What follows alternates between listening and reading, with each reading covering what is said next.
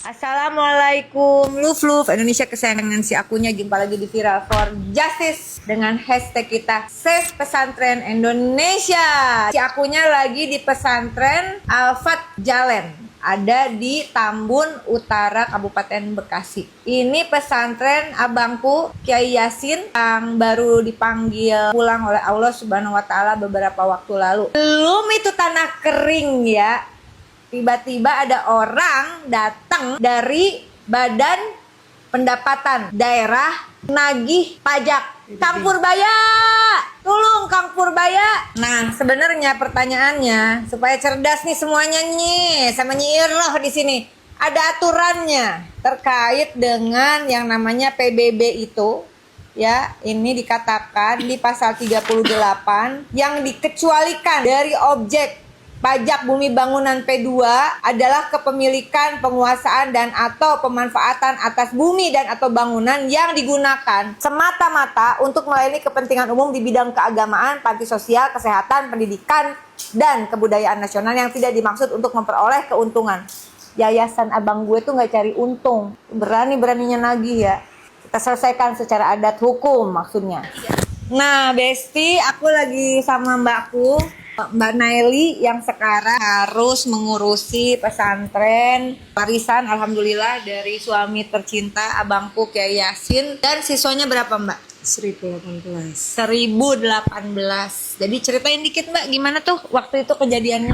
Terkait pajak ini sekitar 2010-an gitu ya, kita ngurus ke KUA untuk pengurusan sertifikat wakaf. Nah, itu ternyata pengurusan wakaf itu lama dan lagi-lagi butuh biaya karena memang sertifikat wakaf itu mahal ternyata. Nah, untuk PBB saat itu pihak KUA itu menenangkan kami, bilang kalau pesantren itu dibebaskan dari PBB. Emang aturan hukumnya kayak gitu? Nah, karena kami orang awam ya kami senang langsung lah, istilahnya kita nggak ngecek bener apa enggak. Ternyata mulai dari tahun 2024 itu kami ada surat tagihan pajak. Tiba-tiba 2025 itu kami dapat surat terkait pajak PBB bahwa pesantren kami akan dipolis lain. Saya nangis terus terang. Gak lama dari itu abah wafat. Gimana anak saya kalau dipolis lain? Ribuan santri sekolah. Sedangkan itu murni bukan kesengajaan. Jadi memang sudah diinformasikan bebas bayar gitu. Ini kan sebenarnya kalau buat si akunya pesantren itu udah mengambil alih tanggung jawab negara. Nah, mestinya hal-hal kayak gini tentu nggak terjadi.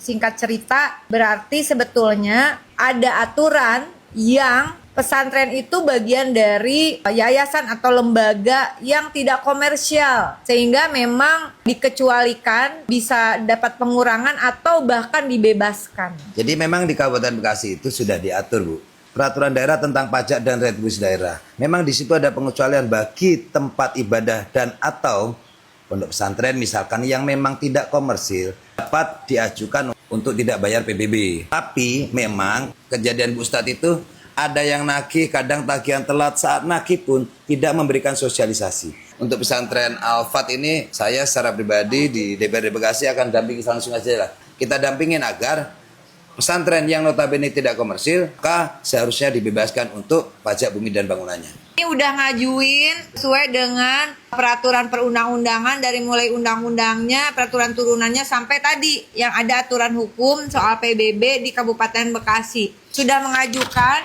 ini udah, bupatinya udah. Dek, Ade, ya bantuan deh, Masya Allah. Kang Dedi, bejaan si Ade. Ya, ini pesantren ini tidak pernah mendapatkan bantuan dari Pemkab. Udah bisa operasional kayak gini aja, alhamdulillah. Anak-anak bisa sekolah dan 50%-nya dari keluarga tidak mampu. Kan dibantuin pemerintah. Rekomendasi dari desa udah ada. Ini siapa yang main? Siapa yang main? Ya, dan kita akan ke BPN juga berarti karena urusan tanah wakafnya. Jadi ada dua hal. Pertama soal pajak bumi bangunan yang seharusnya ini bukan objek pajak PBB ya. Berarti ke Bapenda, Badan Pendapatan Daerah. Yang kedua adalah terkait satu sertifikat wakaf BPN. Nanti insya Allah besti kita ya Pak Rizky itu insya Allah juga sangat paham hukum. Itu kayak undang-undang pertanahan berjalan ya, bukan sekedar hafal tapi karena tahu pijakan hukumnya nggak main-main. Insya Allah aku kawal langsung Mbakku, jangan berkecil hati. Sama besti-besti dari seluruh Indonesia kita doakan pesantren Al-Fat ini mendapatkan haknya, murid-muridnya yang tidak mampu juga dapat PIP, nggak pakai ribet, urusan PIP-nya juga ribet banget. Ini beda dengan sekolah umum pemerintah, ini orang tuanya nggak ada di sini yang ngurusin. Ini Bu Nyai, Pak Kiai sama guru-guru yang kerjaannya juga nggak sedikit. Kalau PIP harus dapat tapi harus bolak-balik ngantri di bank, itu juga nambah kerjaan, anaknya harus diboyong datang ke bank dan banknya juga ganti-ganti. Nah, jadi ada 3 hal. Kayaknya banyak, satu-satu kita bereskan dan jalan tapak perjuangan dari Al-Fat ini mudah-mudahan ini menginspirasi bagaimana cara pendampingan, mengadvokasi apa yang menjadi hak-hak pesantren agar bisa tetap survive dalam mendidik anak-anak dengan lebih baik ya, dengan kualitas yang lebih baik tanpa diribetin syarat-syarat administrasi yang sebetulnya kalau mau dikorek itu bahkan bertentangan dengan peraturan perundangan yang ada. Terima kasih Mbak Ul dan semua para kiai yang hadir di sini. Mohon doanya. Kita akan pergi ke pertama Bapenda, yang kedua ke BPN. Habis itu insya Allah ada waktu kita berkunjung untuk silaturahmi ke Kementerian Agama. Terima kasih, tetap semangat. Assalamualaikum, salam sopan Indonesia.